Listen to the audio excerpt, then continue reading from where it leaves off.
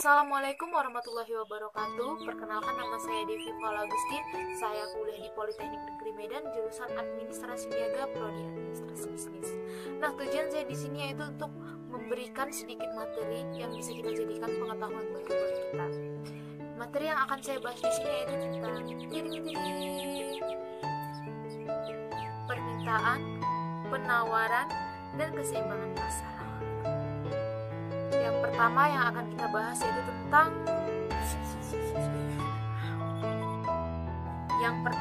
permintaan.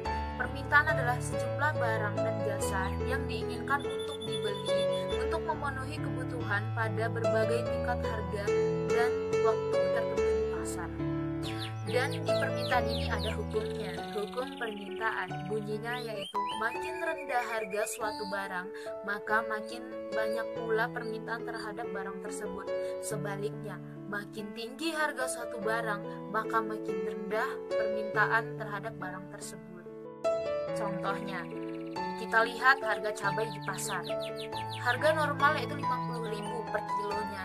Nah, tiba-tiba turun menjadi 35.000. Otomatis orang akan membeli cabai tersebut banyak. Apalagi orang yang suka pedas. Dia berpikir, untuk apa aku mengirit cabai sementara harga cabai udah murah daripada harga biasanya. Yang biasanya dia membeli sekilo untuk seminggunya, ini akan menambah menjadi 2 kilo dalam seminggu. Nah, apabila harga cabai menaik dari 50.000 menjadi 70.000, otomatis orang akan membelinya lebih sedikit. Dia berpikir, sesuka pedas ini ya, harga cabai udah tinggi, aku harus mengirit yang biasanya per minggu sekilo menjadi setengah kilo, diirit karena harga cabai terlalu mahal. Nah, selanjutnya faktor-faktor permintaan. Faktor-faktor yang mempengaruhi permintaan itu: satu, harga barang itu sendiri. Yang kedua, harga barang lain yang berkaitan erat dengan barang tersebut. Dan yang ketiga, pendapatan masyarakat. Dan yang keempat, corak kontribusi masyarakat. Yang kelima, cita rasa masyarakat. Dan yang keenam, jumlah penduduk. Yang terakhir yaitu ramalan keadaan masa yang akan datang. Nah, itulah faktor yang mempengaruhi permintaan. Yang kedua, penawaran. Penawaran adalah sejumlah barang dan jasa yang tersedia di pasar untuk dijual kepada konsumen pada berbagai tingkat harga dan waktu tertentu. Hukum penawaran. Hukum penawaran berbunyi, makin rendah harga suatu barang, maka makin sedikit pula penawaran terhadap barang tersebut. Sebaliknya, makin tinggi harga suatu barang, maka makin banyak pula penawaran terhadap barang tersebut. Contohnya, harga baju di pasar. Misalkan si penjual menawarkan harga baju tersebut harga mahal, otomatis pembeli akan menawarnya. Dan dia menawarnya itu nggak tanggung-tanggung, dia menawarnya itu sesuai yang dia mau, makin tinggi pula dia menawarnya. Dan apabila si penjual menawarkan harga yang rendah, otomatis si pembeli menawarnya juga tidak terlalu tinggi, semakin rendah. Selanjutnya, faktor-faktor penawaran. Faktor-faktor penawaran ada 6, yaitu pertama, harga barang itu sendiri. Kedua, harga barang lain yang berkaitan erat dengan barang tersebut. Dan yang ketiga, biaya produksi memperoleh barang tersebut. Dan yang keempat, tujuan perusahaan. Yang kelima, teknologi. Dan yang terakhir yaitu ramalan keadaan di masa yang akan datang. Selanjutnya, keseimbangan pasar.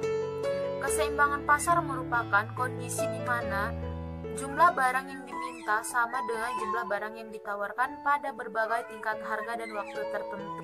Fungsi keseimbangan pasar yaitu yang pertama, fungsi permintaan. Fungsi permintaan ini merupakan persamaan yang menunjukkan hubungan antara jumlah barang yang diminta dengan faktor-faktor yang mempengaruhinya.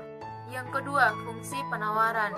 Fungsi penawaran ini merupakan persamaan yang menunjukkan hubungan antara harga barang dengan jumlah barang yang ditawarkan oleh produsen kepada konsumen di pasar.